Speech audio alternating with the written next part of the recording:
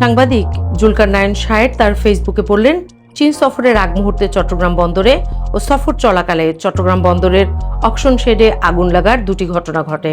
সফর চলাকালীন ও সাফল্যের সাথে সম্পন্ন হওয়ার পর দেশের কয়েকটি স্থানে বিক্ষিপ্তভাবে সাদা কালো পতাকার মিছিল ও ঢাকা, নারায়ণগঞ্জ, ফেনী ও চট্টগ্রাম সহ বিভিন্ন সড়ক, ফ্লাইওভার এবং আবাসিক এলাকাতে একই সাদা কালো পতাকা উড়িয়ে দেওয়া হয়। এসবের মাঝে গোয়েন্দাদের জালে আটকা পড়ে দুই ভারতীয় গুপ্তচর ও উদ্ধার করা হয় সংবেদনশীল বিভিন্ন তথ্য উপাত্ত। এরপর থেকে সারা বাংলাদেশে সাদা পতাকা ওড়ানোর ধুম পড়ে। প্রশ্ন ওঠে, তারেক রহমানের চীন সফর ঠেকানোর জন্যই কি এমনটা করা হয়েছে, যার সাথে জড়িত ভারত? কয়েকদিন আগে ভারতে থাকা ইসরায়েলের রাষ্ট্রদূত বলেছেন, বাংলাদেশে ফিলিস্তিনিদের স্বাধীনতাকামী দলের সদস্যরা আছেন। এরপর থেকেই এক নতুন বাংলাদেশ দেখা যাচ্ছে যেন। আগে কখনো এভাবে প্রকাশ্যে সারা দেশে সাদা পতাকা দেখা যায়নি। আমেরিকা যেখানে এন্ট্রি নেয় সেখানে ধর্মের কার্ডটাই আগে ব্যবহার করে। মধ্যপ্রাচ্যে আমরা সেটাই দেখতে পাচ্ছি। প্রশ্ন উঠেছে, এটাও কি তাহলে তেমনই একটা প্রজেক্ট, ধর্মীয় আবেগকে পুঁজি করে বাংলাদেশে এন্ট্রি নেয়ার বাহানা?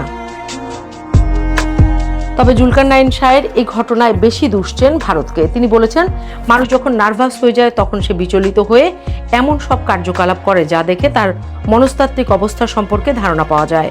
কিন্তু একটা রাষ্ট্র যে নার্ভাস হয়ে এভাবে নিজেদের পশ্চাৎ উন্মুক্ত করে দেয়, সেটা এসব ঘটনার টাইমলাইন দেখলে বেশ স্পষ্টভাবেই বুঝতে পারা যায়।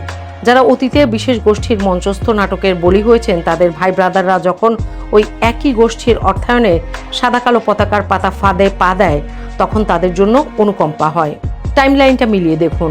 তারেক রহমানের চীন যাত্রার ঠিক আগে 22 জুন চট্টগ্রাম বন্দরের নিউমোরিং কন্টেইনার টার্মিনালে একটি ক্রেনে আগুন ধরে। সফর তখনও চলছে। এর মধ্যেই 25 জুন বন্দরের কাস্টম অকশন শেডে আবার আগুন লাগে। নিয়ন্ত্রণে আসতে লাগে প্রায় 1 ঘন্টা।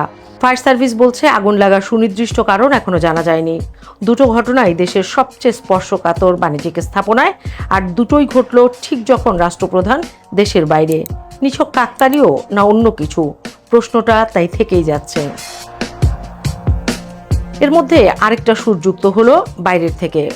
ভারতে নিযুক্ত ইসরায়েলের রাষ্ট্রদূত রিভেন আজার এনডিটিভিকে দেয়া এক সাক্ষাৎকারে দাবি করেন, বাংলাদেশ ও পাকিস্তানে ফিলিস্তিনের স্বাধীনতাকামী গোষ্ঠীর কার্যক্রম চলছে, আর এটা তারা নজরে রাখছে 7ই অক্টোবরের পর থেকে।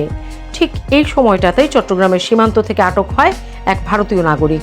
কাকতালীয় হতে পারে, ষড়যন্ত্র হতে পারে, কিন্তু একটা বিষয় স্পষ্ট, বাংলাদেশকে নিয়ে একসাথে অনেক আখ্যান তৈরি হচ্ছে একই সময়ে।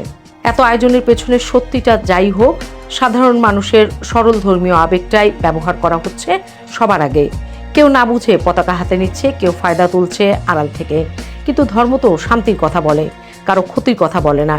তাই কারো উচিত হবে না কোনো অশান্তি সৃষ্টি করা, কারো ফাঁদে পা দিয়ে জঙ্গিবাদের দিকে এগিয়ে যাওয়া। কোনো ষড়যন্ত্রে পা দেয়া চলবে না। দেশের শান্তি রক্ষার দায়িত্বটা শেষ পর্যন্ত আমাদের সবার।